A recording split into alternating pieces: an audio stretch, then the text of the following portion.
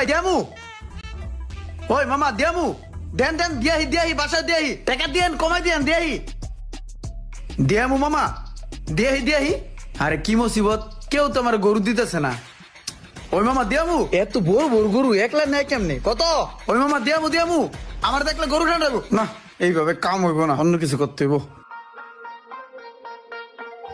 কি মামা গরু খুঁজেননি? হ্যাঁ দেখতাছি। হ্যাঁ মামা গরু এইভাবে খুঁজলে তো আপনি গরু মিলাইতে পারবেন না। গরু খুঁজতে হলে আমার লগে লন। কি টাইপের গরু লাগবে আপনার? না যাও তুমি। আরে মামা না করেন কি লিখে, আমার অনেক চেনা জানা গরু আছে। আপনি দেখেন কোন টাইপের গরু লাগবে আপনার, আহেন আমার লগে। ভাই আপনার খালি বাজেটটা কোন, আপনার বাজেট অনুযায়ী একটা গরু দেই, সেই গরু। ভাই দেখেন আমি কিন্তু কোনো দালাল না, আমি গরু নিয়ে আইছিলাম, বেচা হয়ে গেছে। আমি একজন সাদা সিধা পরোপকারী মানুষ, কোনো ভয় নাই। আপনি আমার লগে এই যে এটা দেখেন, সেই একটা গরু বড় সড়ো আছে। আপনার লগে এই গরুটা চাইবো, এটা দেখতে পারেন। আচ্ছা এটা যদি পছন্দ না হয় ওই গরুটা দেখেন, দেশি গরু আছে, সিরাজগঞ্জের গরু। ওই গরুটা দেখেন, মালিকে আদর করে পালছে, মহারাজ নাম।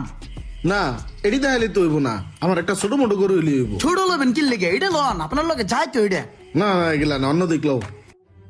ঠিক আছে সমস্যা নাই, আমার লগে সব ধরনের গরুর লগে পরিচিত আছে, আহেন। ওই মামা দিয়ামুনি গরু কটা আনছেন? গরু দুইটা আনছি। দুইটা আনছেন, ভালো করছেন। আপনি গরু আরো আনেন, ঠিক আছে? আমি পার্টি ধরলাম, আমার লিগে কিছু রাখতে দিন, গরু বেচার দায়িত্ব আমার। ওইটা লই আপনার টেনশন করতে হইব না। ঠিক আছে ভাই, ঠিক আছে। ওই কাকা কি অবস্থা? এই তো কাকা ভালো। আনছেন কটা? দুইটা কাকা। দুইটা আনছেন? হ। চাপিনি, খদ্দের চাপে না বেশি একটা লোকজন নাই, কম।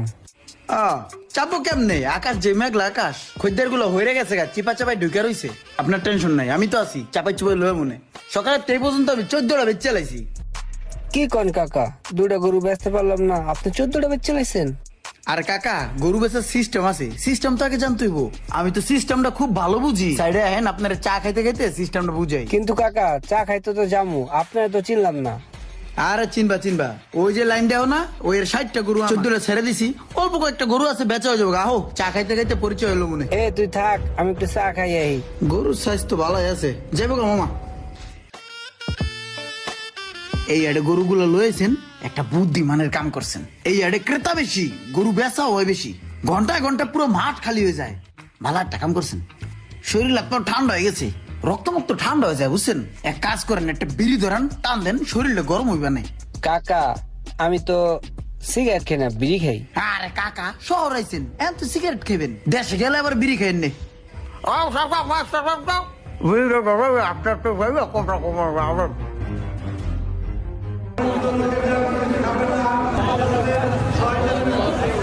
ক্রেতা বিক্রেতাদের দৃষ্টি আকর্ষণ করে বলছি, মলম পার্টি অজ্ঞান পার্টি হইতে সাবধান, মলম পার্টি অজ্ঞান পার্টি হইতে সাবধান। আপনারা অপরিচিত লোকের সাথে লেনদেন করবেন না, অপরিচিত লোকের সাথে কোনো লেনদেন করবেন না, অপরিচিত লোকের সাথে কোনো এদিক সেদিক যাবেন না। ছাগল জানি কি হলেন? হরে মোশারফ, গরু কিনতেই তো আইছিলাম, কিন্তু এক মলম পার্টির পাল্লায় পইরা আমার টেয়া পয়সাটি শেষ। এখন আর কি, আল্লাহর রাস্তায় একটা কুরবানি দিমু, একটা খাসি লুয়ে যাই। হাটে আসলে ক্রেতা এবং বিক্রেতা সবাই একটু সাবধানে থাকবেন, নয়তো এমন মলম পার্টির হাতে পড়লে নিঃস্ব হয়ে বাড়ি ফেরা ছাড়া উপায় নেই। ভিডিওটি ভালো লাগলে অবশ্যই শেয়ার করে দিবেন প্লিজ।